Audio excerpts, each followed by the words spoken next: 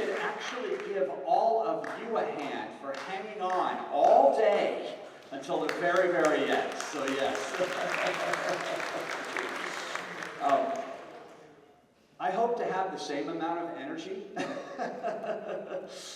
as Grace, but anyways, so I want to talk about the data side of event-driven architecture. And as a matter of fact, I'm going to start just really quick by talking about event-driven architecture for a little bit, and then move into the data piece. Because event-driven architecture has gained in popularity over the years. As a matter of fact, it's not new. Event-driven architecture I was using 20 years ago.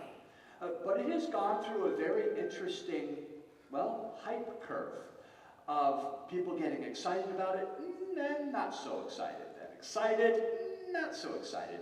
But it is an architectural style that really does leverage asynchronous processing to trigger events in a system and then respond to those events. Now, we're in this session going to be diving pretty deep into event-driven architecture. So with that, I wanted to show just a couple of definitions because I will be using these throughout. We have something called an initiating event. This is the event that kicks off an overall process. And then we have what are called, well, event processors, usually called services. In this case, let's say it's an order placement service. This might then trigger an event. Let's say the order's been placed. This will be picked up by inventory and payments and all other kinds of services that then respond to that event. They, in turn, trigger other events called derived events. The payment was applied, and customer was notified. Other services start responding to those, and those services trigger events. You can start to see this is getting a little bit crazy. Now, too many times, we start focusing on the services. We start focusing on all of the events that we're triggering or responding to. And do you notice something missing from here? And it happens to be the data. Because when we talk about all these different services triggering events and responding to events, where is the data? Turns out, not too many people talk about the data side of event-driven architecture. And you want to know why? Because it's hard. It's really hard and really complex. There's not a lot of material about what to do about data.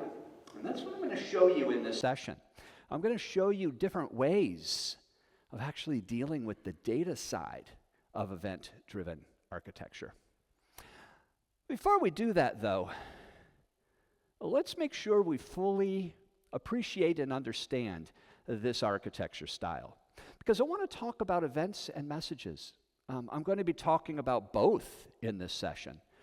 But it's worthwhile knowing, are we doing event-driven architecture or message-driven architecture? Is there really a difference between an event and a message? Are these the same thing? Are they interchangeable? Well, in fact, they're not. They're very much different. And the first core difference between calling something an event versus a message is that events are advertising something that happened. So, for example, I just placed an order. It's a state change in my service that I'm advertising to all of you. Whereas a message typically is a command or a query. I would like you to apply payment for this order. Can you give me all of the payment types? So that's the core difference. Now, other differences start appearing when we talk about events and event-driven architecture. Typically with events, we're not looking typically for a response. I just placed an order. I don't care if you do anything with it. I'm not looking for anything. I'm just telling you I did that. Whereas with a message, typically we are. Typically looking for a response. In other words, I may send a query to you on a message, and you give me back the payment types. Or I send you a message, and you tell me you did something. Now, another core difference that you're probably mostly familiar with is the type of event channel or message channel. With events, typically, and it's not always, but typically, it's broadcast to multiple people. I just placed an order. I just talked about derived events, and I'm broadcasting it to all of you. Whereas with messages, typically, it basically uses queues and is going through only to one person. I would like you to do this for me. So that's another kind of core difference. Well, the last difference actually has to do with ownership. And this is kind of interesting. We don't think about this piece because it just kind of happens automatically. But it's interesting. With events, the contract, which we're going to be talking about, that payload, is actually owned by the sender. So if I am order placement and you are payment, for example, you have to adhere to my contract. I own that contract. I get to specify what data is in it. But with messaging, it's exactly the reverse. If I send you a message, not an event, but a message, I have to conform to your contract. And as a matter of fact, it's the same with the event channel. Whether I'm using a queue, a topic, a stream, like in Kafka, with events, I own that stream. I own that topic. Whereas with messages, it's exactly the opposite. So these are some of the core differences, and you can see through these 5 examples that in fact events are not the same as messages. I've played around with saying, is one a subset of the other and all? No, they're different. They're different purposes. Okay, because I'll be using kind of events and messages, and I just wanted to make sure we all fully understood those. Well, let's talk about data.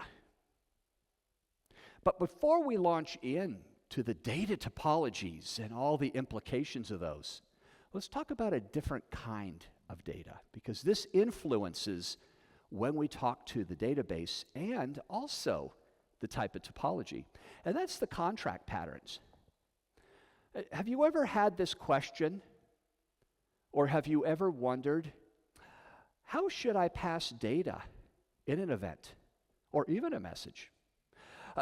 Should I use a data-based kind of contract where I'm sending you the entire order? Or should I just send you the keys? Which one's better? Yes, thank you. It depends. Fantastic. All right. That was just a test to make sure that you're awake. Yes, of course, it depends. But let's follow it up with saying, it depends on what? So let's actually analyze these two. And let's start with the data-based contracts, because if you are sending any kind of message, any kind of event, you will have to make a decision about these two. And it can completely derail your entire product. So let's start with kind of data-based. So I placed an order. You can see we have order placement here. That order placement sends all the data to the database. But with the database contract, I send that entire order to each of you. Let's say payment and inventory. That's the data-based contract. Now, if we analyze the trade-offs here, we can all see the clear advantage, why this is so popular. This is how you create scalable systems. This is how you get better performance. Isn't it interesting? I put the word scalability first. You wonder why? We think about these things and saying, well, I don't have to go to the database, so it's better performance. Yeah, maybe. But more to the point, the less we talk to a database, the better scalability we get in our systems, because usually that's the limiting factor, the database. Whether it be database connections, throughput in that database. Maybe it's a single point, which we will actually see in a little bit. So this is kind of an obvious choice. Ooh, but wait. What if I place an order and then say, ooh, I didn't mean to order 100, I wanted 1. And I immediately put in another order with an update for 1. I now have multiple systems of record. Can you imagine this? This message, the original one is still over here. The new one is now over here. And they're just being interleaved back and forth. So some of you were processing the original order for 100 units. Others of you actually got the new one first and are processing it for 100, because we're not reading the data from the database. So all of a sudden, we may have data consistency problems. Also, what does that contract with 45 attributes look like? Is it a strict contract with a schema? Is it maybe just name-value pairs in a simple JSON? Is it a C# object? We have to make all those decisions and also worry about managing that contract. Are you ready? When it changes. Boom. Just very recently had an experience at a client where they were using data-based contracts that continually changed. Can you imagine everybody here in the room, everybody sitting here is responding to my event? That's hard. Oh, just version it. Neil and I have coined the 9th fallacy of distributed computing. Versioning is easy. No, it's not. I have to communicate that update, communicate that version, communicate the deprecation of all that. But even worse, there's an implication here, an impact that I want to tell all of you about, and that has to do with stamp coupling and bandwidth. Wait, what? Well, if we actually go to Wikipedia and look up all the different types of coupling, we see one here at the bottom called stamp coupling. Now, formally, this is when I send you a large data structure, the contract for that 45 attributes of the order, but you only need 1 or 2 pieces of it. And that's a form of coupling. And the reason is because if I make a change to that contract, add a new address line, you may have to change as well, even though you don't care about that data. Now, this is important enough that I actually want to take a deeper dive into this, because this actually doesn't matter whether you're making a RESTful call or in messaging or in events. The same problem applies. Okay, so let's say order placement has 45 attributes, 500 KB of data. Now, it's sending an event that inventory is now picking up. Well, inventory only needs the item ID and the quantity. That's only 30 bytes, everyone. But I'm sending you 500 KB. This is an example of stamp coupling. First problem is change. Well, if I add address line 5, well, I have to change the contract. I have to change my service. But eventually, inventory has to change as well, even though it doesn't care at all about that data piece. But it actually gets worse than that, because we actually take a look at some on-prem, but mostly cloud-based deployments. We have an issue with bandwidth. So this is an event that I'm sending, and that's 500 KB. Well, we do that order 500 times a second. At 500 KB, do you realize that's 250,000 KB going across the wire for that single one event? And in most cloud environments, this is what we're paying for, bandwidth. Whereas I only need 30 bytes. At 500 times a second with 30 bytes, Folks, that's only 15 KB a second. But let's think about fallacy number 3 of distributed computing. Bandwidth is infinite. No, it's really not. So this is all about stamp coupling, something that we have. Well, speaking of data, now let's take a look at key-based. Oh, forget that. No, instead, we place an order. Order placement inserts that, but then only sends the key. Order ID, 123. Easy. But then what happens? Payment at inventory for our order gets that, but now, you guessed it, they actually have to query the database. Ouch. Because you can guess what's going to happen. We're going to start to have scalability and performance problems. Yes.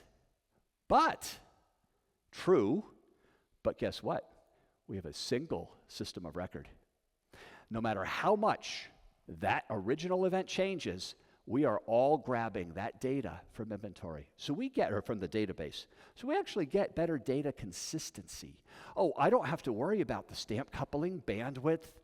It's a name value pair, a key value. How often is that going to change? It's simple JSON. I don't have to version that. So we can kind of see while we solve one problem, we end up introducing another. And the trade-offs here is, which is more important to you? Scalability and performance, or trying to control change within your contracts? Data consistency, and also contract management. Now, we're going to leverage this, but keep in mind, in any given system, each contract can use a different type of pattern.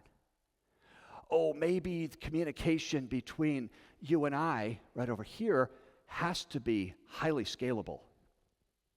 But the communication here is constantly going to change. Two different concerns in the same system. But knowledge of these kind of trade-offs is going to be vital when we start to look at the different topologies of data. All right, now we get to the core of this last session. Where is the data in event-driven architecture? Well, turns out that we have 3 options to choose from. We could have monolithic data. Oh, we've got all these events, all these services, but yeah, we have a single database. Sure, we could do that. Oh, we could actually divide that database into domains. And so each major part of the system has its own database. Or we can go all the way to the database per service pattern. All 3 of those options here are viable for event-driven architecture. You could do all 3 of those. Cool. All right. Well, I did finish early. That's the talk. So there are 3 ways you could do data. There it is. I'm sure you have a question, don't you? All right, well, thank you for that. But which one should I use? Does it really matter? Turns out it matters a lot. And we're going to show you those implications. But before I show and dive into these, we're going to do a scenario here. So we do have an order placement. I'm going to buy one of our books. Okay. I have a payment service to apply that payment, inventory to adjust the inventory. I've also got an order fulfillment service up here.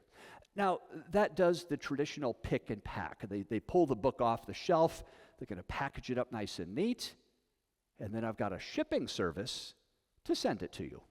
Real basic services with all the corresponding events. Okay. Let's talk about data. But before we do, realize that order placement needs to know how many books we have in stock. This is information, data that I need. If you're ordering a book, you probably want to know if it's in back order or not, how many are available. Also, order placement needs to know the type of shipping methods to send that book to you. Oh, is it DHL? Is it FedEx? Is it just by regular mail? Well, we're going to use those two questions and now analyze the database topologies. Let's take a look first at monolithic data. Sure, you could do this, and it's very typical. What I want to do in our journey here is I want to show you each of these topologies, and I'll show you the good stuff. I also want to show you the really bad stuff about each of these to help you all make the right choice about which one is more appropriate for your situation. So as you can see, we've got all these services highly decoupled, we've got all these events everywhere, and we've got a single monolithic database. Well, turns out the first issue you could easily see here is, of course, fault tolerance. Yeah, Mark, that's not too smart of an architecture, is it? Because what you've produced is a single point of failure in your system.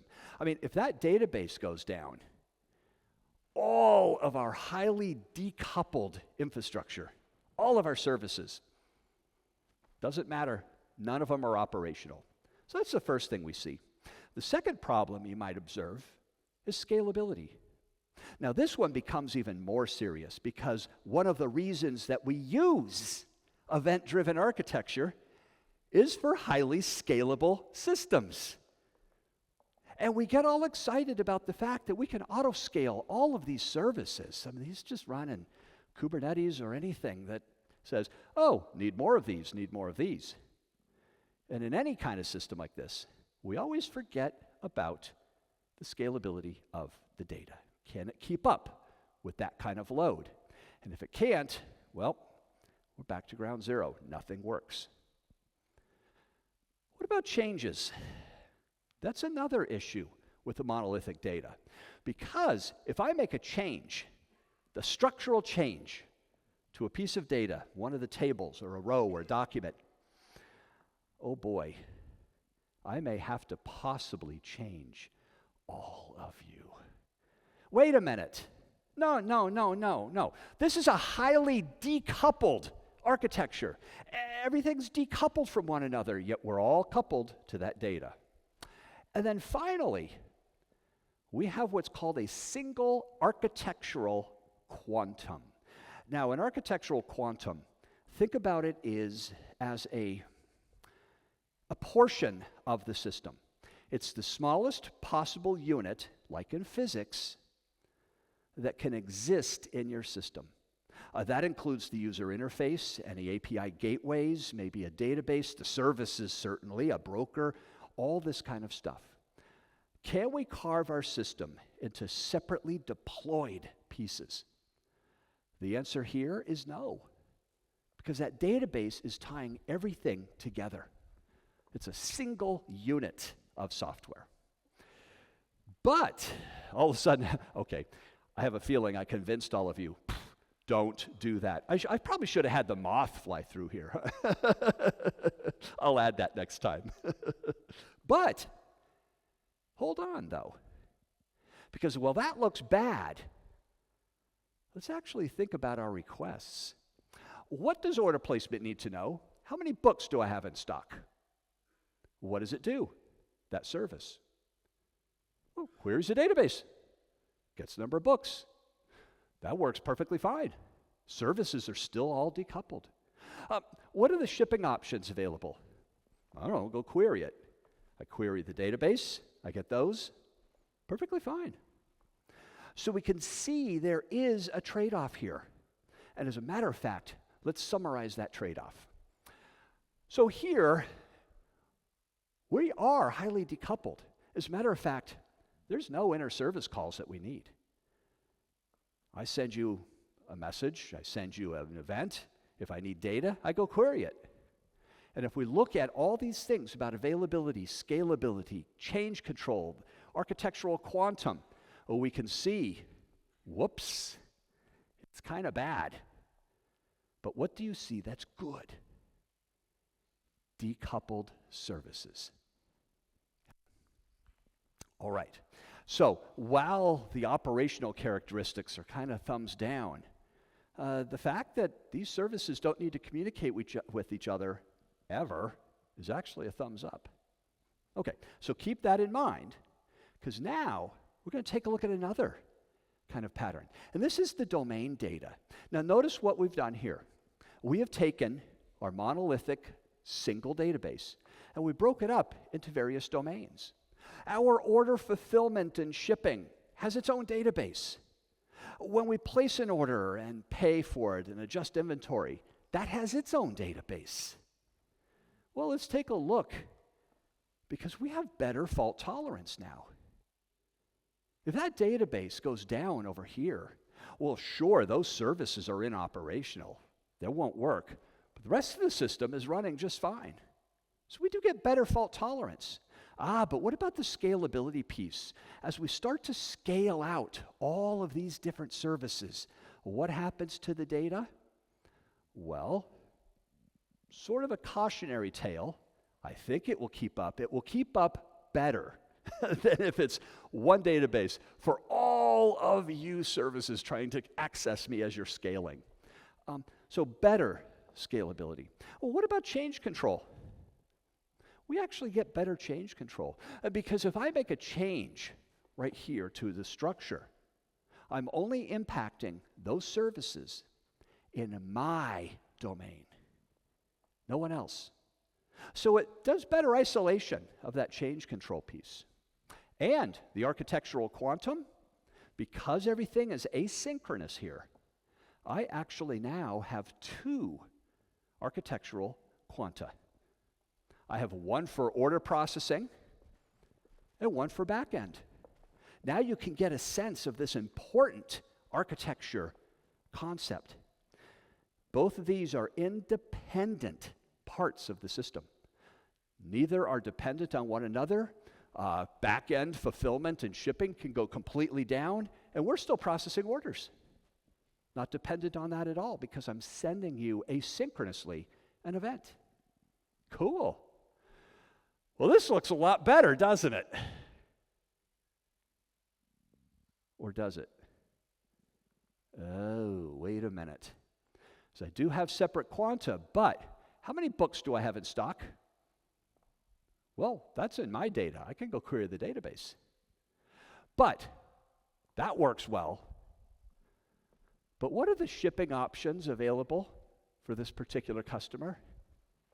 Where's that data?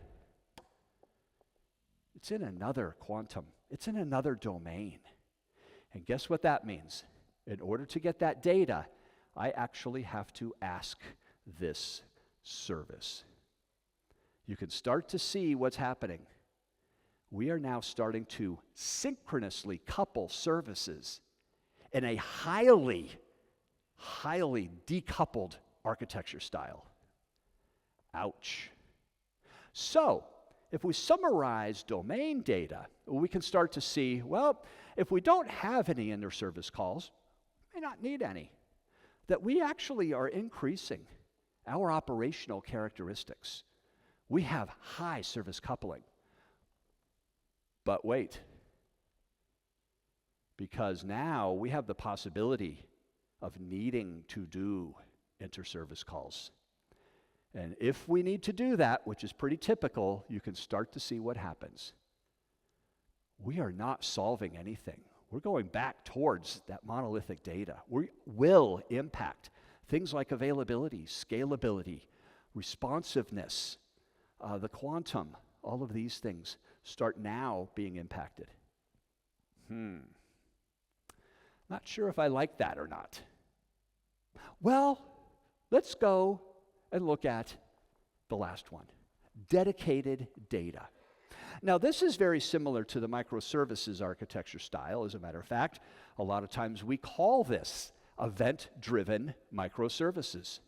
Each service is in its own bounded context, owning its own data as a database per service pattern. So now order placement has its own data, inventory has its own, payment has its own. Oh, why would you ever do this, Mark? Because excellent fault tolerance. I'm not dependent on anybody. If that database for order fulfillment goes down, we're all cool. There's no impact. As a matter of fact, yeah, that service is down, but the rest of us are fully operational. Didn't even know that happened. Gee, so sorry. But also, what about scalability? Because you see, as I start scaling out all of these different services, that database is dedicated to that service. So I actually have excellent scalability. Oh, what about the change control? So if I make a structural change over here to inventory, let's say, well, I'm going to change that because it's bound to that in a bounded context. Well, guess what? Inventory is the only one accessing that data. That's the only service that changes. That's pretty cool. And you know that thing about that architectural quantum, the parts of the system? I have 5 here. Each of these are an independently deployable artifact in my system.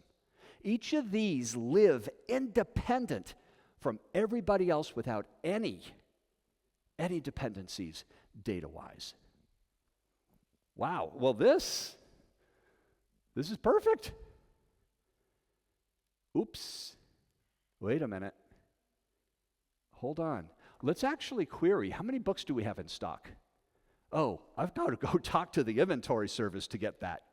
And so now we're starting to see event-driven microservices in action, because that's what we're effectively creating. Because I've just synchronously bound those services together. Ouch! What about my other query? What are our shipping options? Oh, I have to go talk to another service. Synchronously. When I say synchronously, I can't do anything unless I have this information. I'm just kind of sitting waiting. And you can start to see exactly what we are doing. Ouch. We use event-driven architecture so that we can have highly decoupled services that are responding to events that I'm triggering, or maybe some of you are triggering, and we're all responding to these. We're all decoupled, except with the data. Because now, if we start to analyze this situation, well, if we don't have any inter-service calls, maybe you don't, this is awesome. Because we are maximizing every capability in event-driven architecture. However, what if you have some communication? Watch, because it looks like this. Oops. What if we have a lot? Then it even looks like this. So the point is, we now have a range of where, depending on how much these services need to communicate and how much data I need, I can completely derail my entire product. This entire infrastructure won't work. That's how important data is in event-driven architecture. The unspoken thing we never actually talk about.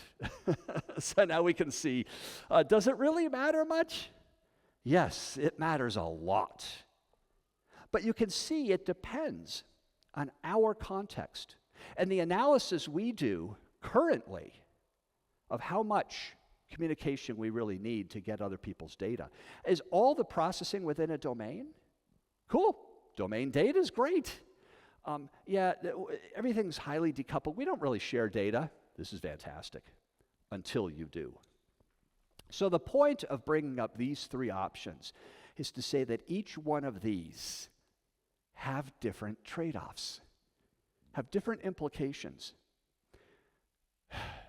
In my humble opinion, again, it depends, but it just rubs me the wrong way in a highly decoupled architecture style of events flowing around to start binding and gluing all these services together. It just feels wrong. So which one of these is best? Well, again, it depends. But this is bad. So, Let's follow it up with one more topic in here. And that is, but Mark, is there a way of actually dealing with all this coupling?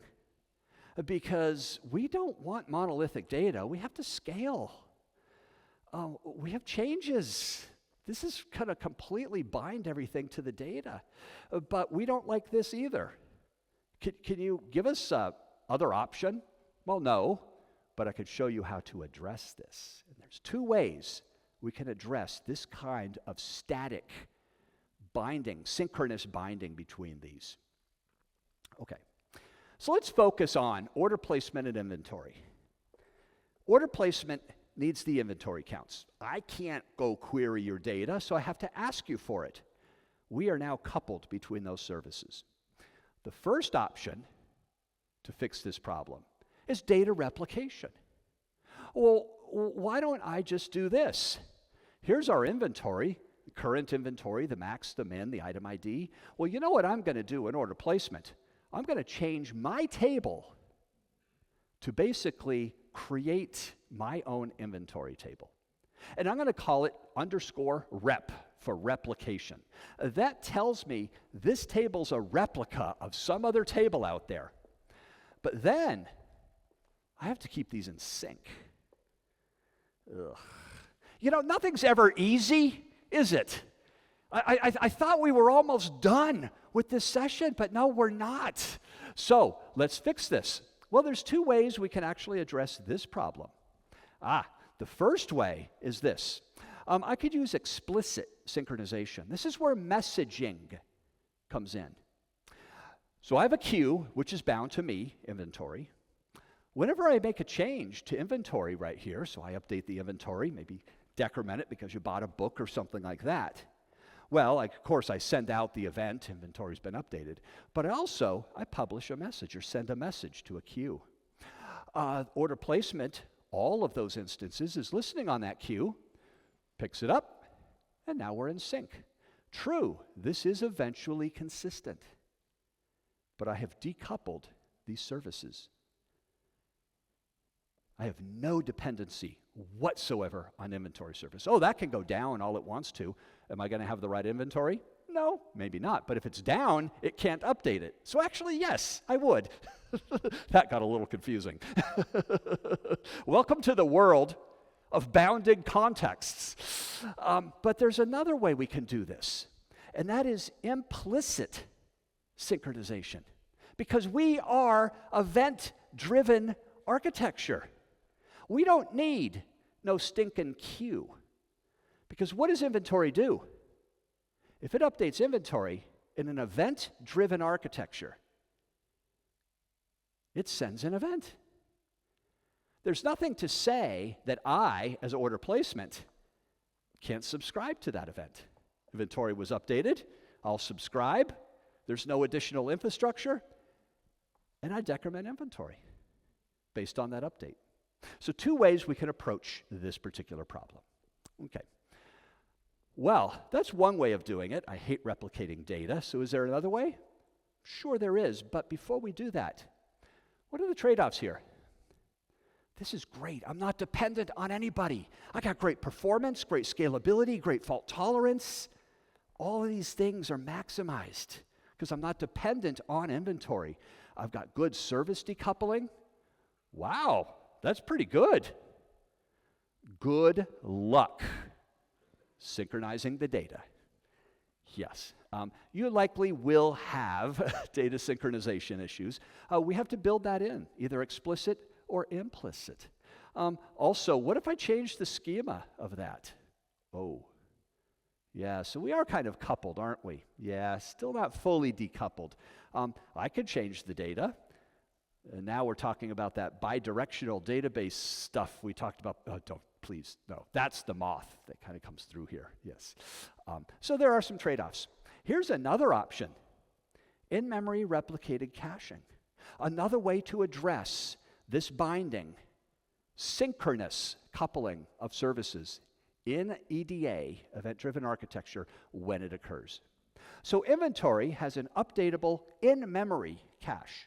That cache is part of my memory. And order placement has a read-only replica of that. And now this cache contains name-value pairs. Product ID or item ID, quantity, item ID, quantity, item ID, quantity. And tools like, for example, Hazelcast, Ignite, Gemfire, Coherence, Infinispan, all are very viable enterprise products that basically run behind the scenes, and they just always keep these in sync. It's pretty fast. I don't have to do anything. I do an update to inventory. I publish that I updated the inventory. And what do? I do a cache.put. I change it right away, 10 to 100 milliseconds later, now I have that data. I'm not replicating it and storing it, I just have it in memory available to me. Cool stuff. Well, that's great, because now I'm not dependent on inventory. I have the data in memory. Scale, fault tolerance is great, performance is wonderful because that's an in-memory retrieval. I don't even have to go out to data. This is fantastic. You could change your schema all you want to inventory because I don't care about your data. We have a different kind of contract. However, how do you store 250 gigabytes of quantities for items? Well, you don't. And if it changes too much and that update rate exceeds the replication latency, this thing goes down the tubes. Those are the trade-offs, everyone. There's a couple of solutions that we can do, but those are the trade-offs of choosing this. We started today, Neil and I, with trying to understand ways of simplifying the complexity that we have inherent in software, any aspect of it, even process-based. This is a complex piece, and this is a complex question. But knowing the trade-offs, kind of seeing how these things work and the binding of services, we can now make an intelligent choice about which one would be most appropriate for us. So anyways, hey, thank you all so much. This has been fantastic. What a great conference this